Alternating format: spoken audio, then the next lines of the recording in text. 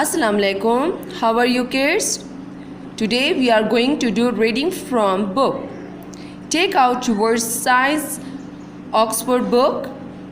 Open page number 1. We start from the first unit 1, and the chapter name is Classification of Living Things. Classification of living things mean living things are classified into many groups on the basis of their structure and functions.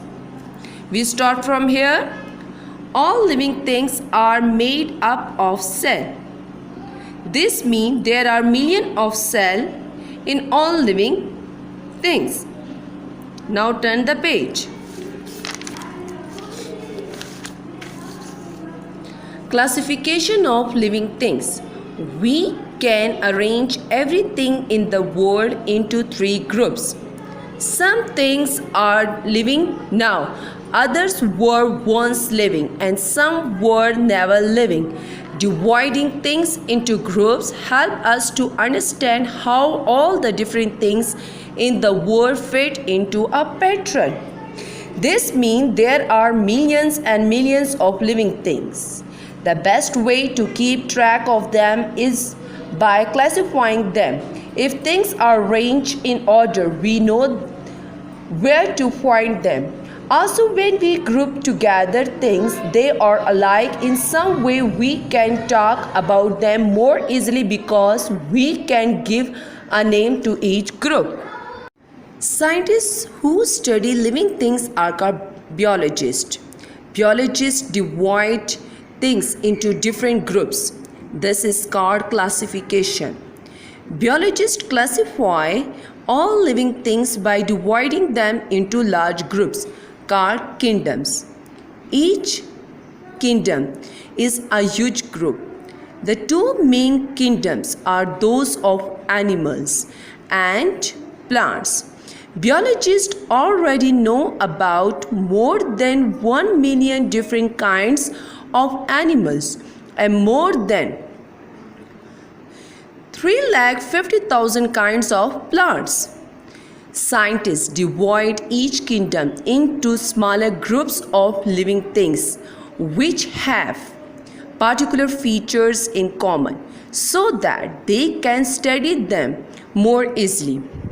So, dear students, scientists called biologists have worked out a plan for classifying all kinds of animals and plants and for giving each one a name. Living things with the same characteristics or structure we are grouped together and given the same name. Each group has its own characteristics and no other group is exactly like it.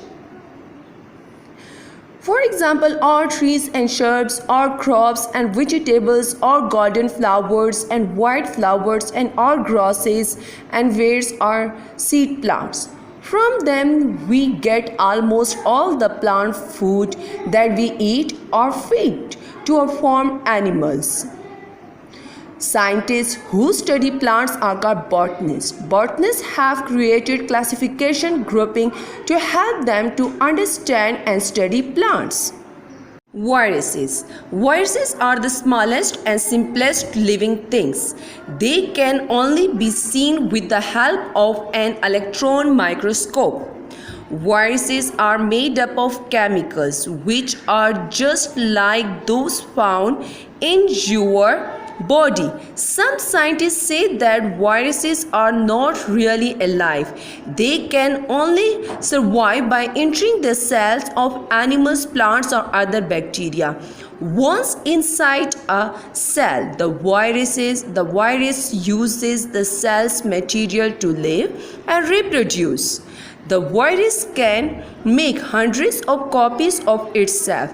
The healthy cell is taken over and destroyed, which can make the animal or plant very ill. Virus can cause diseases such as the common cold, influenza, and cancer in human beings. This means here we describe the structure of microscopic organism.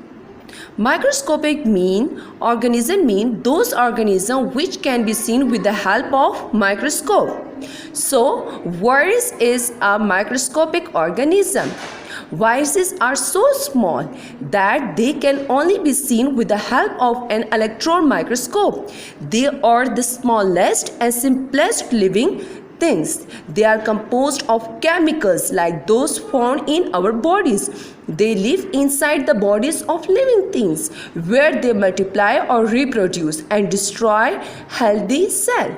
They can make an animal or plant very ill. Dear student, virus caused many diseases. Now, protists. Protists are small living things that cannot easily be classified as animals or plants. Dear student, protists are two microscopic organisms. For example, amoeba, paramecium and euglena.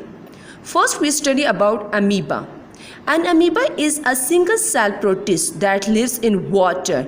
It eats by wrapping itself around its food and then absorbing it through its cell membrane. Dear student, this is the structure, microscopic structure of amoeba. Dear student, amoeba is single-cell organism. This is the cell membrane of amoeba. Dear student, now, dear student, amoeba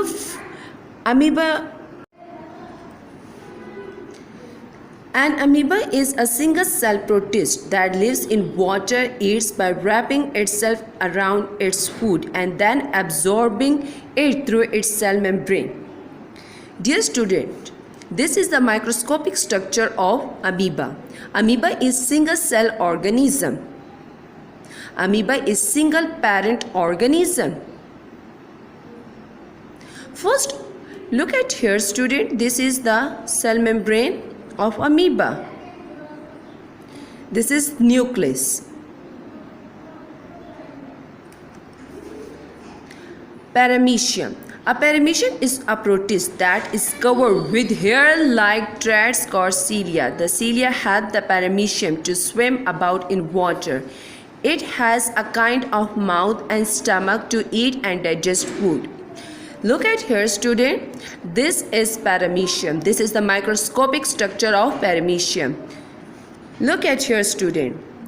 This is hair-like thread, which is called cilia. And paramecium move from one place to another with the help of these cilia. Paramecium has a mouth and stomach to eat food and digest them. Now turn the page. Euglena. A euglena is a strange kind of protist. It can make food using sunlight like plants. It has an eye spot which helps it to distinguish between light and shade. It uses a long whip-like projection called a flagellum to move about in the water. Dear student, look at here. This is another microscopic structure of protist which is called euglena. Euglena is green color, so it prepares its food in the presence of sunlight just like plant. This is flagellum, and with the help of this flagellum, euglena move from one place to another in the water. There is an eye spot in the euglena. Bacteria. Bacteria, singular bacterium, are very small living things made up of only one cell. Some kinds of bacteria can make their own food. Most bacteria live in the air, in water, or in the top layers of soil. But there are millions of bacteria that live on your skin and inside your mouth, nose, and lungs. Bacteria are surrounded by a thick cell membrane. They occur in various shapes such as round, elongated, or spiral. Some bacteria are useful. They help to make vitamins, cheese, and yogurt. Some bacteria are harmful. They cause disease such as tuberculosis, tetanus, typhoid, fever, and chlorea. This paragraph means Bacteria live in the air, water, and land and inside our bodies too. Not all bacteria are harmful, students. Some help to make vitamins, cheese, and sugar. So these bacteria are useful. Some bacteria causes disease in plants and animals. So these bacteria are harmful. Dear student, there are different shapes of bacteria. Some are rounded, some are spiral, some are elongated. So these are the different types of bacteria.